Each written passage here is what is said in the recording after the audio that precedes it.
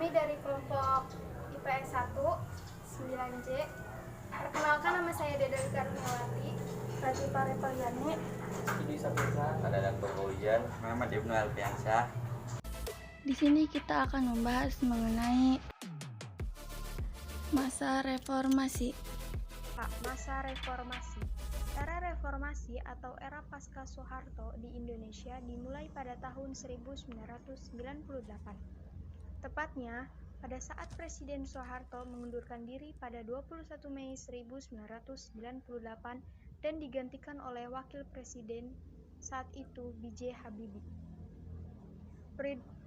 Periode ini dicirikan oleh lingkungan sosial politik yang lebih terbuka. B. Latar belakang. Krisis finansial Asia yang menyebabkan ekonomi Indonesia melemah dan semakin besarnya ketidakpuasan masyarakat Indonesia terhadap pemerintahan pimpinan Soeharto. Pemerintahan Soeharto semakin disorot setelah tragedi Trisakti pada 12 Mei 1998. Di bawah tekanan yang besar dari dalam maupun luar negeri, Soeharto akhirnya memilih untuk mengundurkan diri dari jabatannya pada 21 Mei 1998. C. Kepresidenan B.J. Habibie tahun 1998-1999. Setelah pengunduran Soeharto, B.J. Habibie dilantik sebagai Presiden Indonesia dan melakukan reformasi politik pada Februari 1999. Pada Mei 1999, pemerintah Habibie mengesah Undang-Undang Otonomi Daerah. Pada era Habibie juga dilangsungkan pemilihan umum legislatif tahun 1999, yang merupakan pemilihan bebas pertama sejak pemilu legislatif tahun 1955. D. Kepresidenan Abdurrahman Wahid tahun 1999 sampai 2001. Pada tahun 1999, Abdurrahman Wahid atau Gus Dur menjadi Presiden Indonesia. Otonomi dan toleransi. Pada bulan Maret 1999, pemerintahan Gus Dur mulai membuka negosiasi dengan Gerakan Aceh Merdeka atau disebut juga GAM.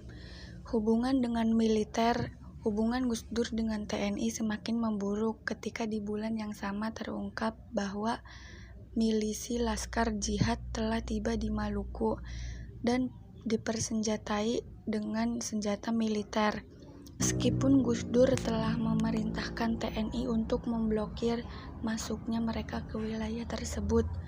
Pemakjulan. Pada akhir tahun 2000, banyak elit politik yang kecewa dengan Gus Dur.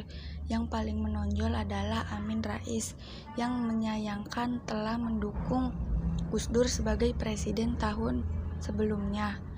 Pada bulan Januari 2001, Gus Dur mengumumkan bahwa tahun baru Imlek menjadi hari libur opsional. E. Kepresidenan Megawati pada tahun 2001 sampai 2004. Pada masa pemerintahan Megawati Soekarno Putri, putri pendiri Indonesia sekaligus Presiden pertama Soekarno, proses reformasi demokrasi yang dimulai pada periode Habibie dan Gus Dur terus berlanjut, meskipun berjalan lambat dan tidak menentu. Meskipun pada tahun 2004 ekonomi telah stabil dan cukup pulih dan krisis pada tahun 1907. Angka pengangguran dan kemiskinan yang tetap tinggi, tetapi di putaran kedua ia dikalahkan oleh Susilo Bambang Yudhoyono, mantan Menteri Koordinator Bidang Politik, Hukum, dan Keamanan pada masa pemerintahan Megawati. Kepresidenan Susilo Bambang Yudhoyono 2004 dan 2014. Pada 21 Oktober 2004, SBY mengumumkan susunan Kabinet Indonesia Bersatu. 2 bulan setelah SBY menjabat, gempa bumi dan tsunami Samudra Hindia 2004 melanda Aceh dan negara-negara lain di sepanjang garis pantai Samudra Hindia. G. Kepresidenan Joko Widodo sejak 2014. Penting pada pemilu presiden 2014, Jokowi bersama dengan Yusuf Kala yang kembali dicalonkan sebagai wakil presiden mengalahkan Prabowo Subianto dan Hatta Rajasa. Jokowi adalah presiden pertama tanpa latar belakang politik atau militer yang tinggi.